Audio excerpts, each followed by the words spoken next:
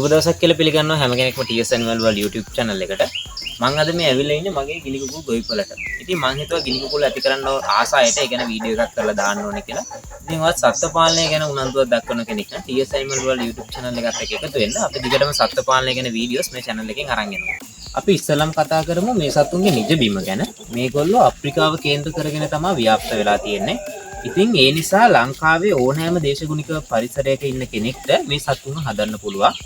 ඒ වගේම තවත් එක දෙයක් තමයි සාමාන්‍යයෙන් මේ සතුන්ට ලොකු ප්‍රතිශක්තිකරණයක් තියෙනවා. ඒ නිසා මගේ ගොවිපලෙත් මම ගිනි කුකුල්ලන්ට ප්‍රතිකාර කරන සම්භාවිතාවය හරිම අඩුයි. සාමාන්‍යයෙන් අනිත් සතුත් එක්ක සංසන්දනය කරනකොට මේගොල්ලන්ට ලොකු ප්‍රතිශක්තිකරණයක් තියෙනවා.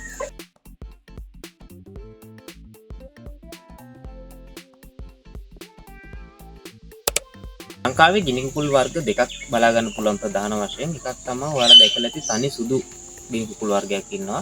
එහෙම නැත්නම් කළු සුදු පාට ඩොට් තියෙන වර්ගයක් ඉන්නවා. ඉතින් බොහෝ විට මේ පර්ල් ගීනියා කියන වර්ගය, ඒ කියන්නේ කළු සුදු පාට ඩොට් තියෙන වර්ගය තමයි ලංකාවේ දේශගුණයට වඩා ගැලපෙන්නේ. සුදු පාට වර්ගෙත් ප්‍රශ්නයක් නැහැ. බොහෝ විට මාත් දැකලා තියෙනවා ලංකාවේ ගොඩක් ගොවිපළවල් වල මේ කළු සහ සුදු වර්ග දෙක කලවමේ ඉන්නවා. ඉතින් ඔයාලට මේ කළු සුදු පාට ප්‍රශ්නයක් නැහැ. මේ බ්‍රීඩ් වර්ග දෙකම ඔයාලට පාවිච්චි කරන්න පුළුවන්. ඔයා ගිනි කුකුල් පාලනයේ නිරත වෙන්න ඉන්න කෙනෙක් නම්.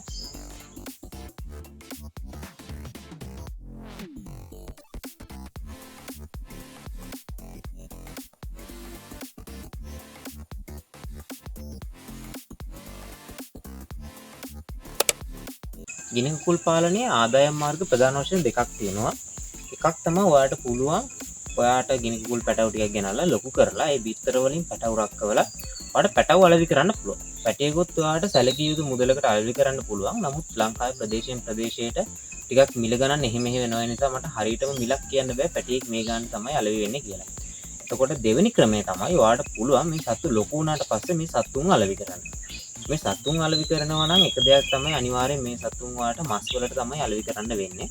එතකොට එහෙම අලෙවි කරනවා නම් මේ සතුන්ගේ ජීව බර කිලෝ එකක් රුපියල් 1200ක් 1500ක් අතර ප්‍රමාණයකට ඔයාලට අලෙවි කරන්න පුළුවන්. ජීව බර සතෙකුගේ 1 කිලෝ එකක් රුපියල් ඒ ප්‍රමාණයකට අලෙවි කරගන්න පුළුවන්.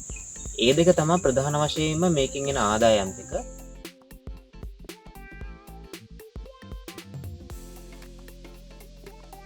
ගිනි කුකුල් බිත්තරය ගැන අපි කතා කරොත් ගිනි කුකුල් බිත්තරයක් සාමාන්‍යයෙන් අපේ කිකිලි බිත්තරයකට වඩා ටිකක් පොඩි සහ උල් හැඩයක් ගන්නවා. සහ මේකේ කහමදේ සාමාන්‍ය කිකිලි බිත්තරයකට වඩා හරිම ඝනකමයි. එතකොට ගිනි කුකුල් බිත්තර විකුණන්න පුළුවන් සමහර ප්‍රදේශවල මම දැකලා තියෙනවා ගිනි කුකුල් බිත්තරක් විකුණනවා. හැබැයි ගිනි කුකුල් බිත්තරක් ගම් කුකුල් බිත්තරයකට වඩා වැඩි ප්‍රමාණයකට වඩා අලෙවි කරන්න පුළුවන්. හැබැයි මගේ නිර්දේශය තමයි එහෙම වැඩි ප්‍රමාණයකට අලෙවි කරන්න පුළුවන් කියලා ගිනි කුකුල් බිත්තරයක් විකුණනට වඩා ඔයාලට පුළුවන් නම් කිකිලේක්ගේ මාර්ගයකින් හෝ ඒ පැටව රක්කවල වල පැටව වල විතරන්න එතනින් ඔයාලට වඩා සැලකිය යුතු මුදලක් ගන්න පුළුවන් බිත්තර විකුණනට වඩා. තවත් එක සුවිශේෂී දෙයක් තියෙනවා. ඔයා ගිනි කුකුල්ලු හදනවා නම් ඔයාගේ ගොවිපළට නයි සහ ගැරඩි එන ප්‍රවණතාවය ඉතාම අඩුයි. මොකද ආවත් මේ සතුන්ගෙන් නම් ඒ සතුන්ට බේරීමක් නැහැ.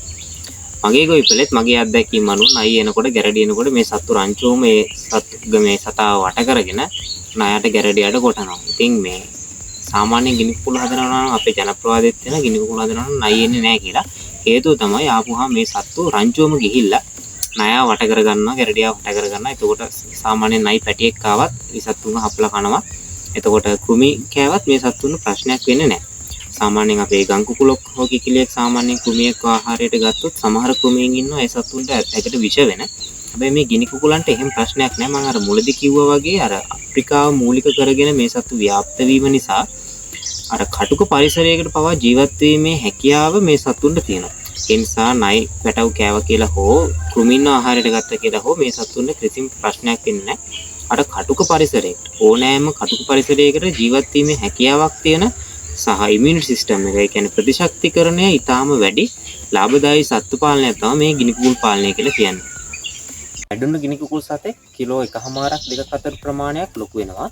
එතකොට මේ සතුන් අපි කෑම දෙනකොට දවසකට කෑම ග්‍රෑම් 80ක් එක සතෙකුට ප්‍රමාණවත්. දෙන කෑම ග්‍රෑම් 80 එයා දෙන රයිස් පොලිෂ් හරි ඒවා දෙන කුකුල් කෑම හරි එහෙම නැත්නම් හුණු සල්ල එක මික්ස් කරලා ඔයාම හදාගත්ත කෑම වට්ටෝරුවක් ඔයා දෙනවා නම් ඒක හරි. කෑම බර ග්‍රෑම් 80ක් මේ සතෙකුට දවසකට ප්‍රමාණවත්.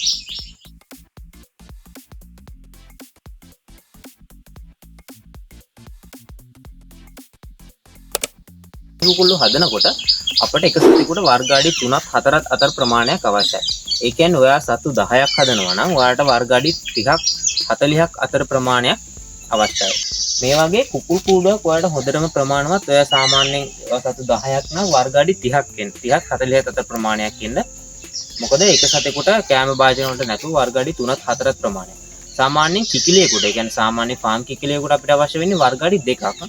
හැබැයි මේ සතුන්ට ඊට වඩා වැඩි ප්‍රමාණයක් අවශ්‍යයි. මොකද මේ සත්තු සාමාන්‍යයෙන් කිකිලිය වගේ එක තැනක ඉන්නේ නැහැ.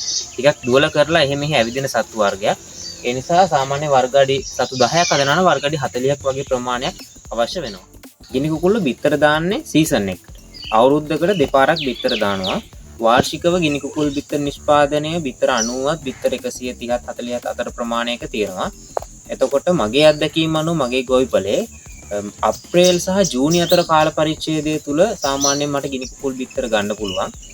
එතකොට ගිනි කුකුල් බිත්තර ඔයා රකින්න තියෙනවා නම් සාමාන්‍යයෙන් ගම් කුකුල් බිත්තරයකට දින 21ක් යනවා රකින්න. ඔයා ගිනි කුකුල් රැක්කනවා නම් ඔයාට සාමාන්‍යයෙන් ගම් කිකිලියක් තුලින්ම ඒ රැකීම් කටයුතු කරන්න පුළුවන්.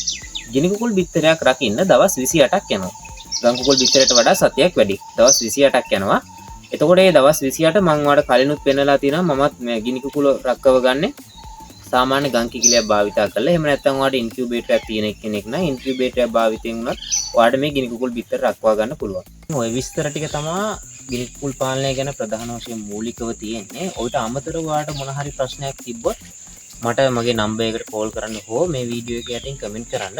ඉදිරියේදී මේ TS Animal World YouTube channel එකෙන් ඔයාලට සත්ත්ව පාලනය ගැන තොරතුරු තවත් දැනගන්න පුළුවන්. අපි මේ දක්වා කුකුල් පාලනය ගැන තොරතුරු කිව්වා. ඒ වගේම ඉදිරියටත් අපි සත්ත්ව පාලනය ගැන තොරතුරු ගේන්න බලාපොරොත්තු වෙනවා. වීඩියෝ එක හොඳයි නම් වීඩියෝ එකට ලයික් කරන්න. ඒ වගේම අපිව subscribe කරලා නැත්නම් අපිව subscribe කරන්න. ඒ වගේම ඔයාගේ යාළුවෙක්ට සත්ත්ව පාලනය කරන කෙනෙක්ට දැනගන්න මේ වීඩියෝ එක අනිවාර්යෙන් share කරන්න. ඉතින් එහෙනම් මම හිතනවා මේ ගිනි කුකුල් පාලනය ගැන ඔයා සැලකිය යුතු knowledge එකක් ගත්තා කියලා. අදට මේ වීඩියෝ එක අපි නම් මෙතනින් අවසන් කරමු. ගිහින් එන්න හැමෝටම සුබ දවසක්.